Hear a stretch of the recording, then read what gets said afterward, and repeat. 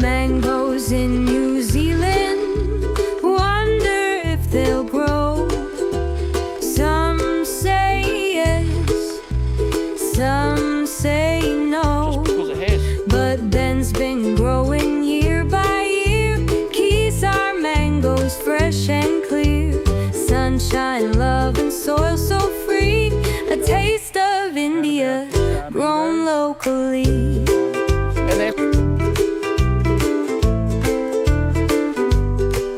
See that? Growing mangoes in New Zealand? Is that really a thing? Well, I'm sure different people will give you different answers to that. And here's another one. You see, I reckon you can, at least if you make the right choices. G'day, I'm Sam here from BensGarden. And that brother over there, Ben, he's been an expert in growing tropical fruit trees in New Zealand since the first Star Wars movie. And he knows a thing or two about growing mangoes in New Zealand with some good success. And so what we're going to do is we're going to follow him around today, and you'll find out a few things like this. First of all, we're going to go into the greenhouse, and Ben's going to plant a mango in there and tell us how he goes about it, what kind of soil and all that sort of thing. What you can get away with, what you can't, you know, all that. And then later on, we've got to walk up the bank, but we're going into the orchard there, tropical orchard, and he's going to show us several mango trees growing really well up there, and he's going to tell you a few secrets. Well, they won't be secrets anymore, so you'll know exactly some tips of how you can grow mangoes outside of New Zealand. Maybe there's some parts of New Zealand where they can't grow, maybe there's some parts that can. Maybe you've heard that in your area some people have failed to grow mangoes before, but check out what Ben has to say, because you might find that trying his way of doing things might work for you, and the plants that we have make a difference as well. And then also at the end, we might just quickly preview some of the other tropical fruit trees that we sell from time to time. And also we do greenhouse products, because, well, as you see in this greenhouse here, I used to be a builder by trade, by the way, and I used to teach woodwork as well. And this greenhouse here, anyone can build. I know the average Year 9 student can do all of the joints to put this together, and we've got all the products that will make it really happen too. If you buy a greenhouse just off the shelf, you know, most of them are those aluminium ones. On their own, they will be way too hot for most things at, you know, whenever it's bright. That bright light that converts into heat, extreme heat inside, and so you need different ways of regulating. So you might as well have a listen to what we have to say about that, but more specifically, there are other videos that you can find out about that kind of thing. How do I stop myself from yakking? I'll just go on and on. I'll just clip myself out of the scene. Let's go straight over to Ben in the greenhouse there and plant a new mango. Hey Ben, what's going on there? Well, I don't know, I was just thinking about planting a tree in this planter box. That'd be a good one for one of our red lady papaya, eh? Because that would, well, I'd stop way before the top there. Yeah. Or just about anything. Maybe even star fruit, if we kept it sort of clipped back a bit, that'd go really nice and bushy. Yeah. And you get loads of fruit off that, eh? Yeah. But I'll tell you what, we're a grommy charmer. You could certainly grow one there, but waste of real estate inside a greenhouse, because they grow so well outside in most places in New Zealand. Although if you had a huge greenhouse with plenty of space, why not chuck one in there too? But tell you what, our Kesar mangoes. Oh yeah. Is that a good idea? Yeah. Okay, well here's one I prepared earlier. I'm just going to go and grab it. I've got it over there. I hid it when I was coming in the door. But look at this, before we sort of rip into it, all the time we get this about lots of tropical plants, papaya especially. People say, can I grow it in a grow bag? Can I grow it in a pot? Can I? They're trying to go as small as they possibly can. And you go, well, you could get away with like a really big pot, a really big grow bag, and they sort of take that away and it sort of comes down like this. You're not going to get much success at all if you're going to try and grow something like a papaya or a mango. You could look all around the internet, you might find one that's done well, but pretty much it's not really, you know, what you can expect. This is about the least treatment I'd give if I was going to grow a papaya, a mango or something like that. This is around about 1.2 by 1.2 meters, and these look like 250 by 25 boards, so that must be about 500 high, and the dirt's up to about here because we might mulch it up a little bit higher.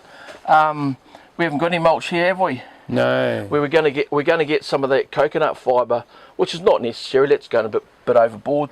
There's all sorts of things you can do, and you can mulch it up over time. But should I shut up? I'll get you to thingy it.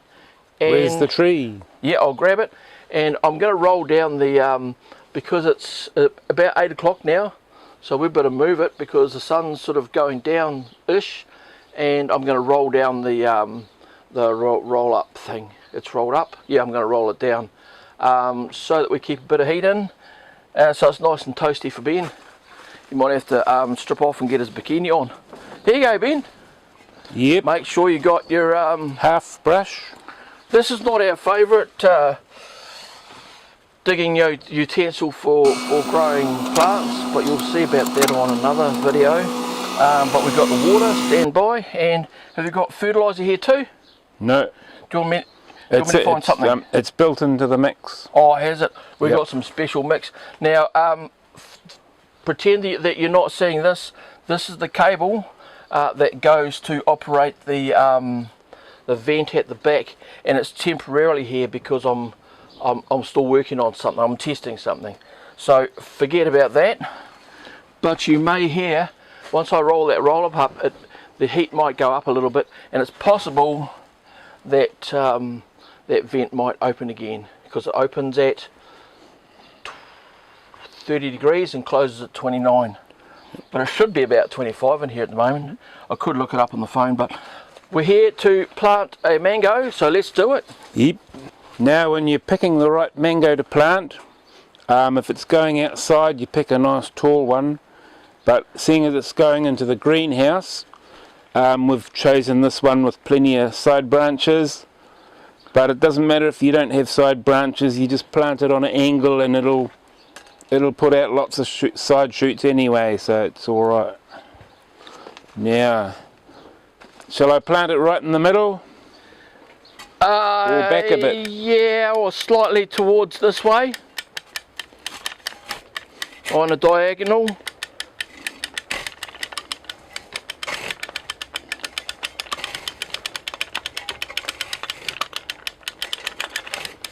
Ben's in there somewhere. We'll shut him off. Rolly, rolly. These things fade a little bit.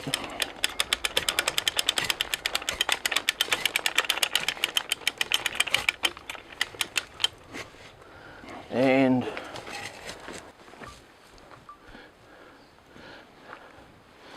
sun's disappearing over there. There's a little papaya hut. Actually, we haven't got anything growing in there. We better plant that out soon. Papaya with about half a dozen decent sized papayas on there at the moment, and new flowers coming on.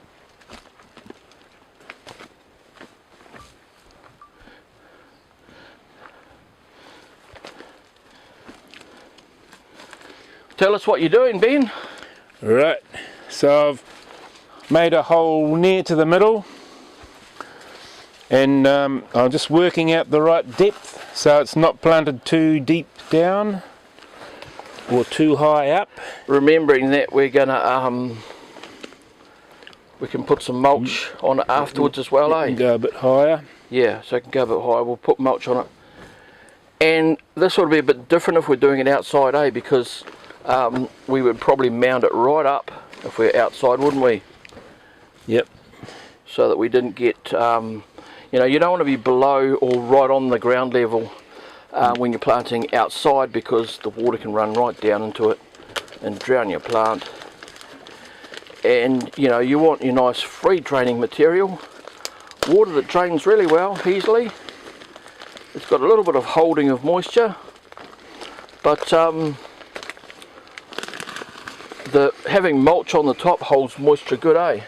Yep, And not too much moisture. we've grown this in a very nice free draining mix with lots of coarse pumice, so it's nice and airy and isn't too soggy and wet. And We are very careful about our selection of potting mixes, and we travel far and wide. It takes us a good half a day at least to pick up another load of that stuff.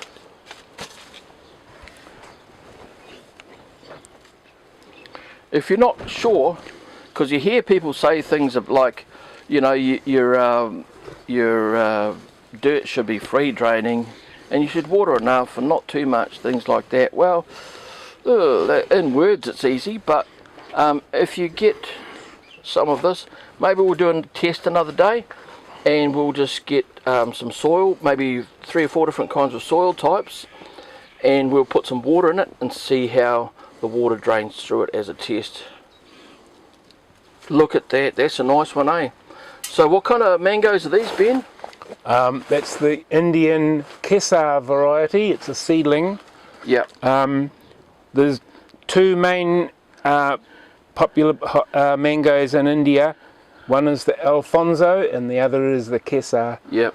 And when you buy tins of mango pulp, it's usually the Kesar. Yep.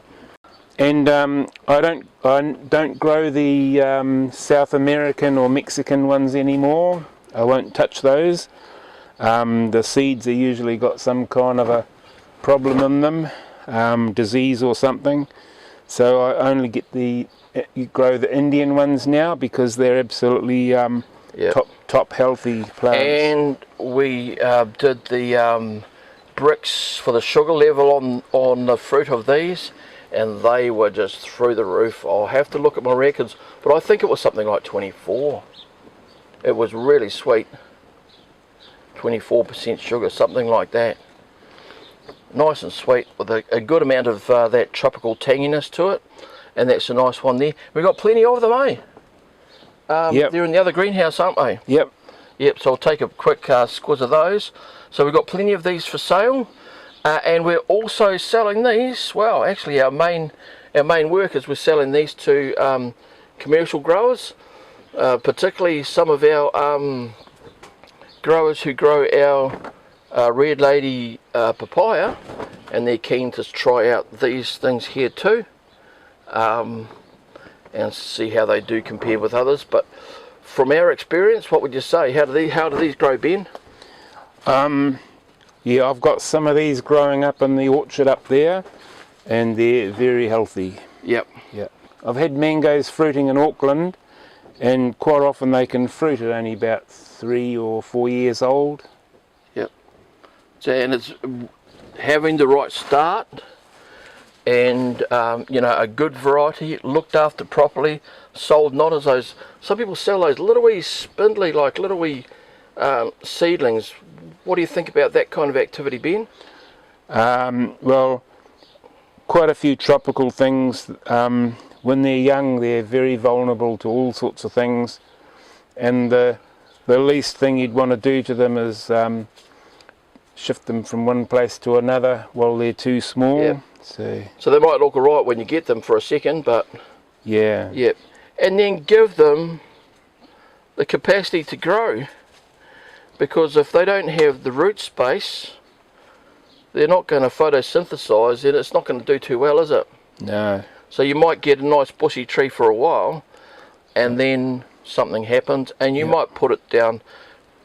People use witchcraft sometimes to consider what went wrong with something, eh? Yeah. Like, what went wrong? Yeah.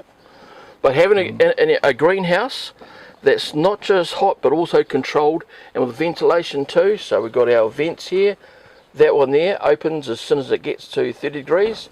It closes at 29. It's got a decent area of ventilation, and then it's exhausted right out there with an industrial exhaust fan.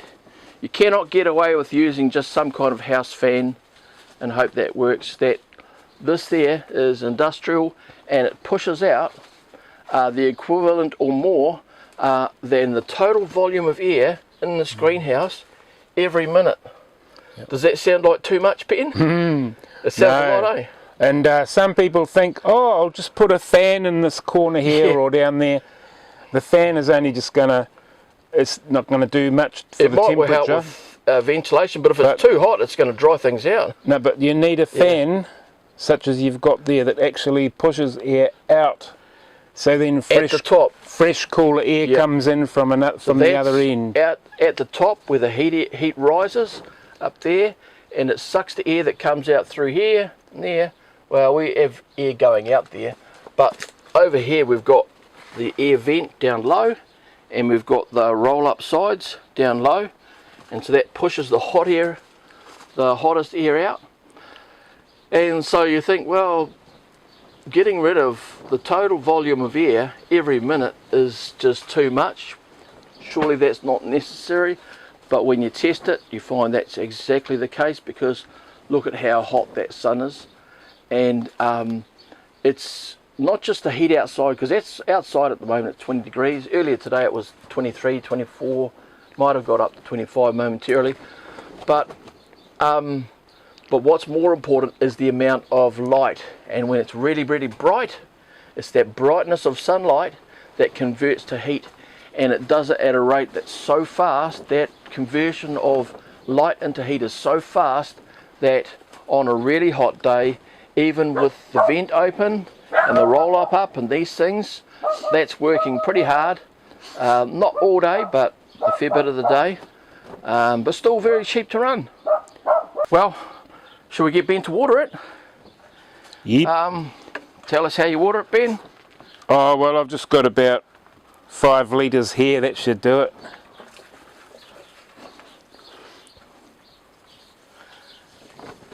And you can see that water sort of sits there for a very short moment, but it actually, you can see it dispersing and sucking down right into the dirt. And when you're planting tropical plants that aren't very happy about wet roots, you water them in quite well, give them a decent water, and then don't touch them again for 1 or 2 or 3 days. And just make sure you're not watering things too much or too little. Yep. So you know that soil that we've got there is well, it's a garden mix, is it? That's it, eh? That's Yep. all we've got. No, this is pretty much all potting mix. Oh, is it? So it's got a lot of slow release and short-term and long-term release fertilizers inside it. For most people, you know, if you're growing outside, then if you've got fairly good topsoil, then if you mix that up with some garden mix, talk to the people that you get the garden mix from, and make sure it's not from sources where they're just taking in garden waste from anyone, because some of the batches here and there, it will include some sprays for certain things that have gone into it, and that can, you know, knock out your stuff. So in some areas you could have some, you know, like mangawhai heads and around there. Sometimes there's some nice you know, like, what do you call that, loamy clay type stuff that's nice and free draining, you know. So you get something that's something that's like a fairly nice kind of a topsoil, mix it up with a good garden mix or seed mix. If you didn't have that, and if you're just using topsoil, a mix of topsoil and garden mix, what would be good fertilizer to whack in there, Ben?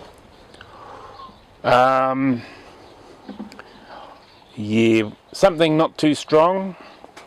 Yep.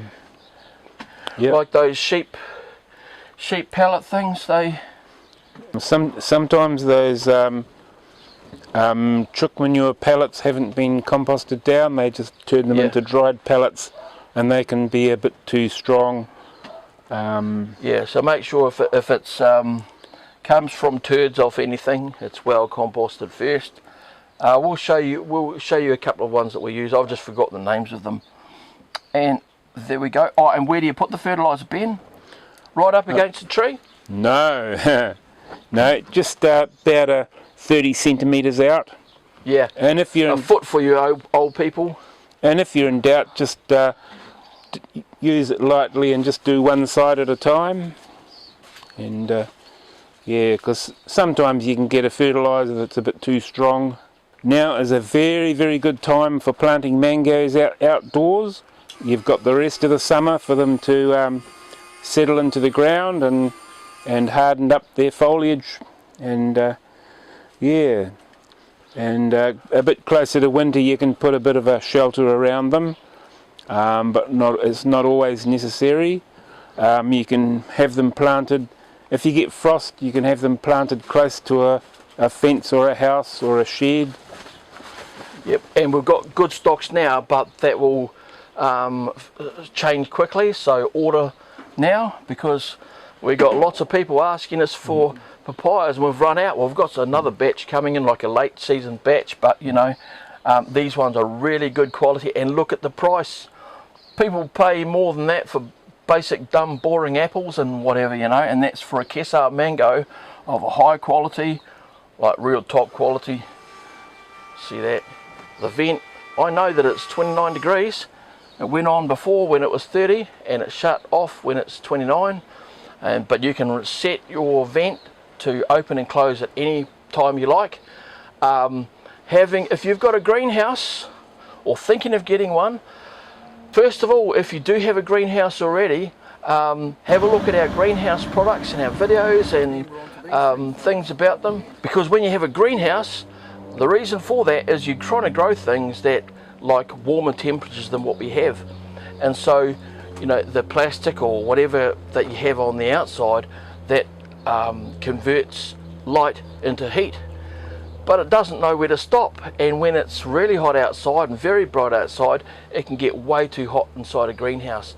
If there's a day when you forget to open the windows and it's a bright day, you can easily get up to 52 degrees in New Zealand, but if it's a cloudy day, a little bit bright but a cloudy day, it can still get up to 44 if you've forgotten to open the windows. And then even if you do open the windows, it may not be enough, and so having a combination of a vent and an exhaust fan that open at the right time, that can help you control. Can you feel it? So you can have an extended play, you can have an extended range of optimum growing conditions. We work on our favourite ranges between 32 and 34 degrees, but you can set yours to anything you want to. So anyway, find out more about it on our other videos. Shall we go up to the top and do what? Yep, have a look at the mangoes growing outdoors. Already. And you'll see a couple of little things about the setup of them and how you can get yours to grow healthy and produce mangoes like the ones up there growing outside. Look at it. Look at the size of the leaves, boy, crikey. Yep, it's even got leaves down near the bottom from when the tree was a baby. So grab one of our mangoes, stick it in the ground, and what's one of the reasons why this thing's done so well? The main thing is it's a rainforest tree, and so it needs some shelter when it's young, and now that it's getting this high, the shelter trees, the tree loose ends are dying off now, so this tree is going to be taking over. Yeah, and getting bigger. That's a good trick, that tree loose ends, or there's some other things that you could use too that are good, like temporary shelter, and they don't block out all of the light, because you know you can sort of see through it. Even the leaves, when the leaves are on, the leaves are quite sparse. What are some other examples of things that you could grow, Ben? Well, behind it here we've got some candleberry trees from America, and they have the mycorrhiza that lives in the soil with the roots, and it fixes nitrogen out of the air and straight into the plants. Wow. So you don't need fertilizer, and that's part of why this tree is doing so well. Because we forget to fertilise things. Yep. And the things that we've planted around have been helping with the fertiliser.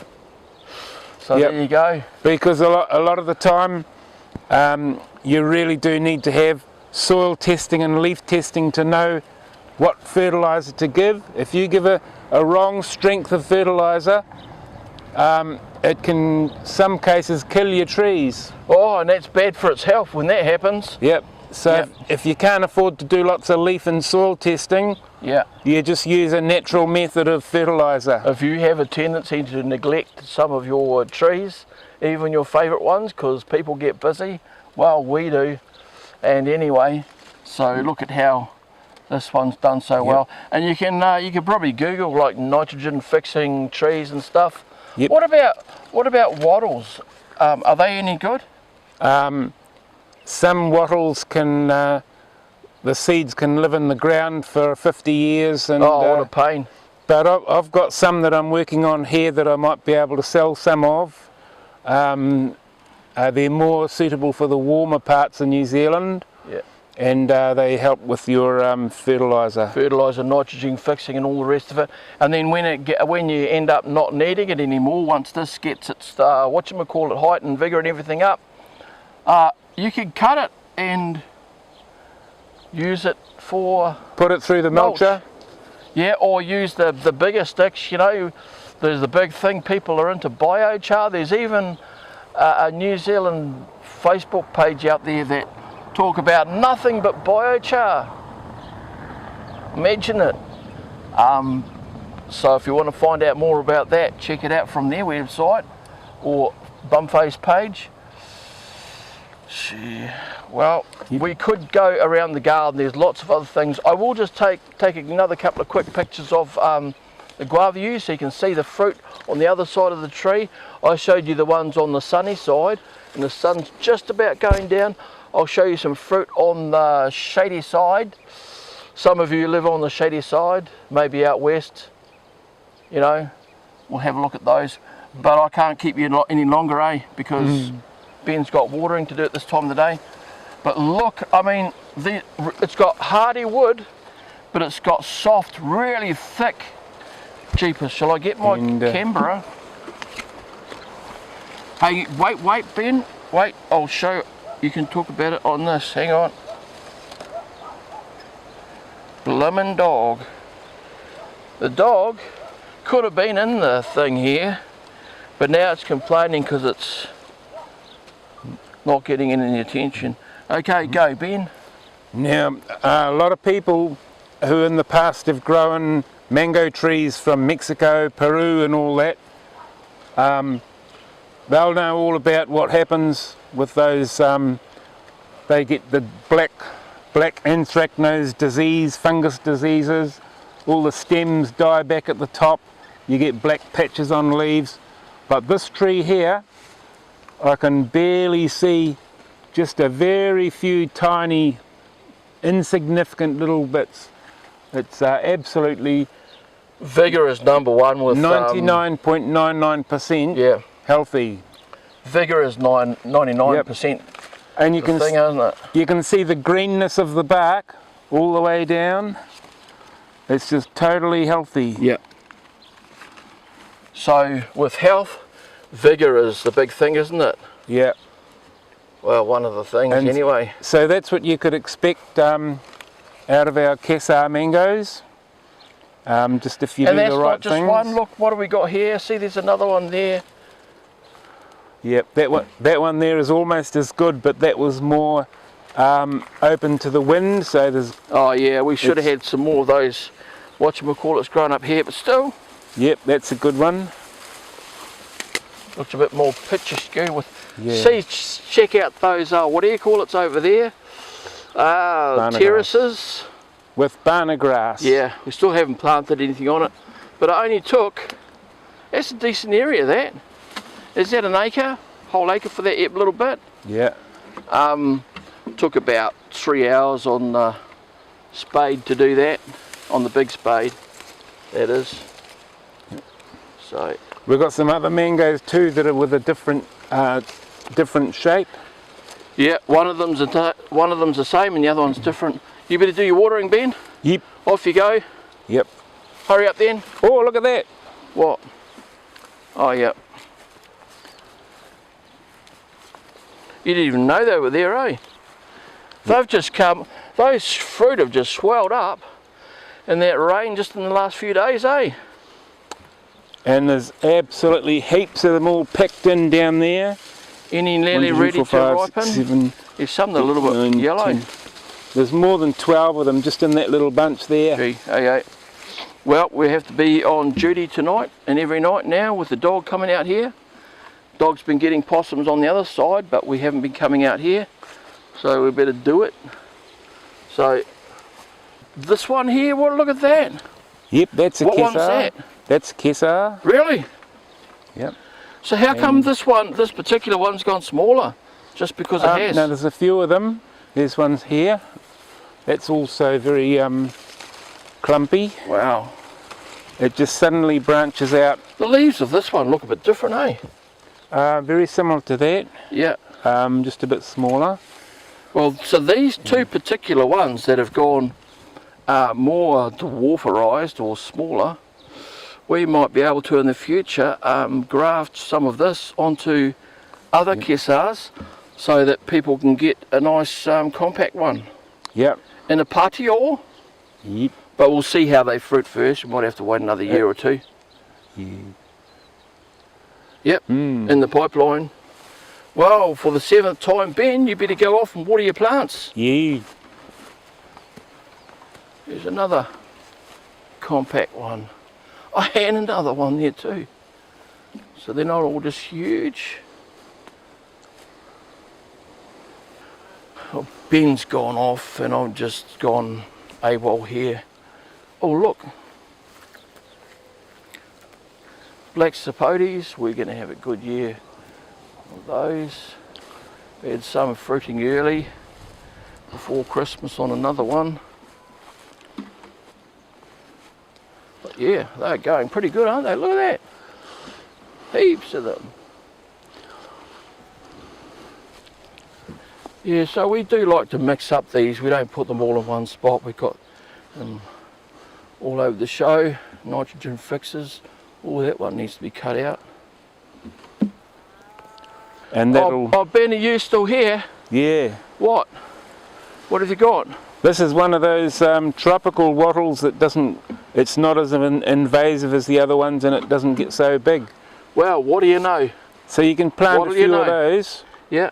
around your fruit trees and they'll be fertilising your fruit trees. Yeah, and you'll easily get seeds off them and then grow more and then cut them down, use them for mulch. Yep, and they don't get too big, they're only about 2 metres. Yep. Nice one. Yeah. Interesting colours and shapes.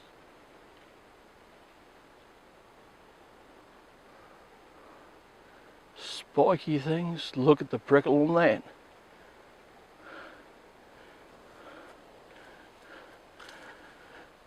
So if there's anything extra, well, today was about planting mangoes and looking at a couple of our mangoes out here. But among the other things that you saw, if you'd like us to do an extra video on anything that you've seen or anything else that you know we do, put a comment down below and we'll see what we can do. Well, still very small, but boy, there are a lot of them. Look at them all.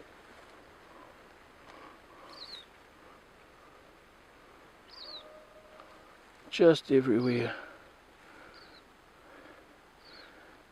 And they taste beautiful. They taste a little bit like jabuticaba.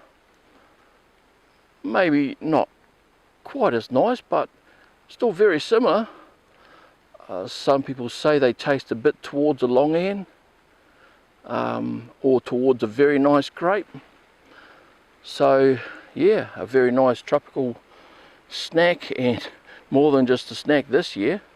It's a bumper crop. Look at them all. Well, there's this one there, a little bit bigger on this little wee twig here. Twiggy.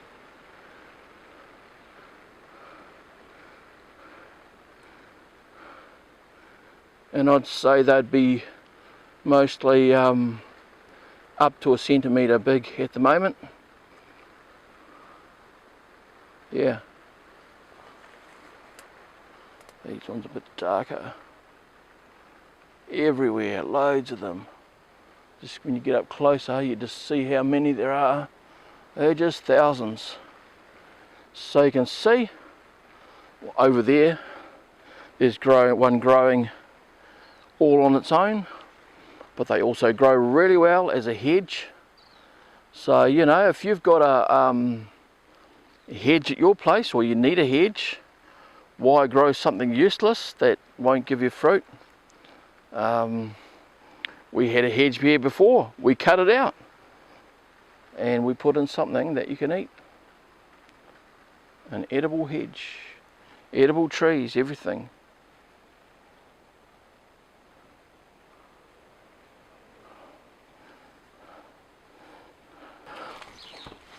So there you go, bits of wood. So there could be nothing easier.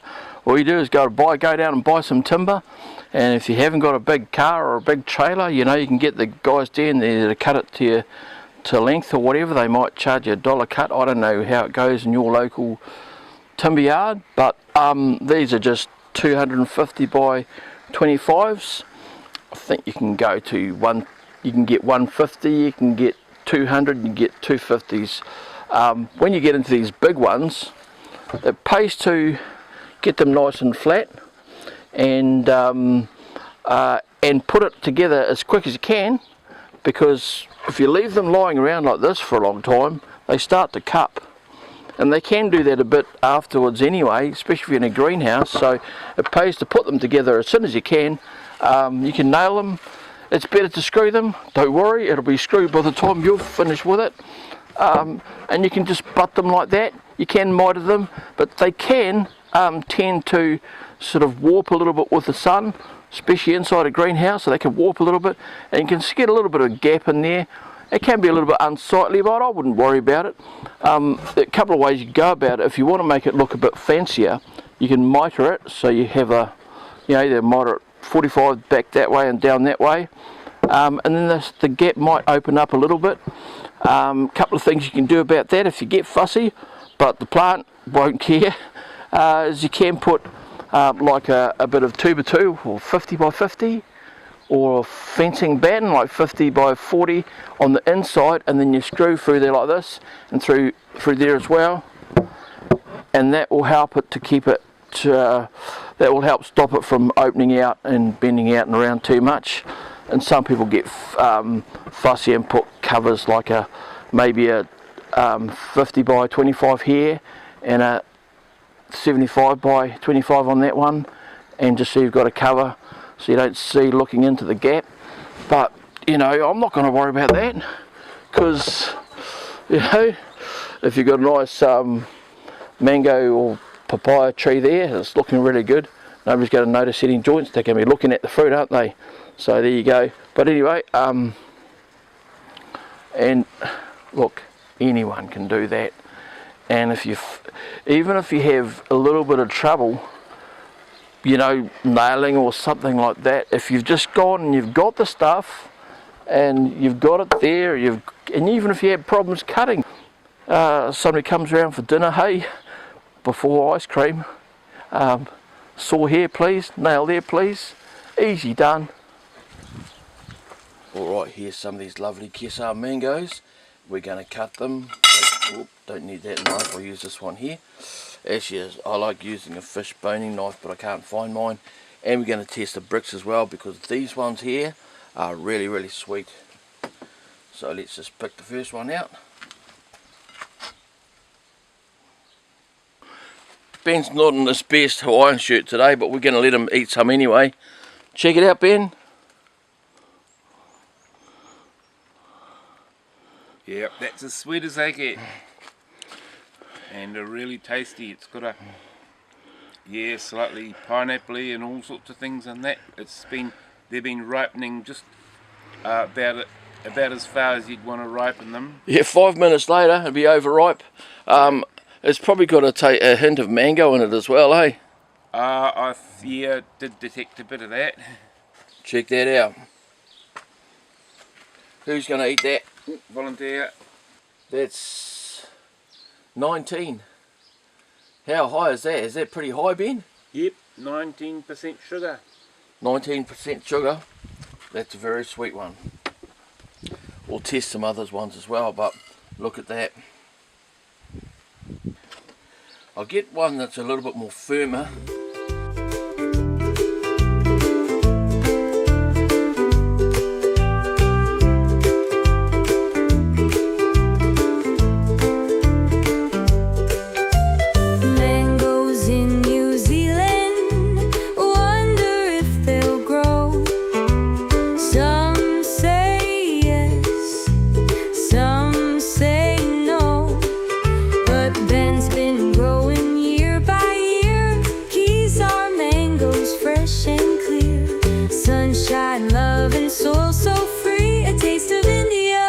grown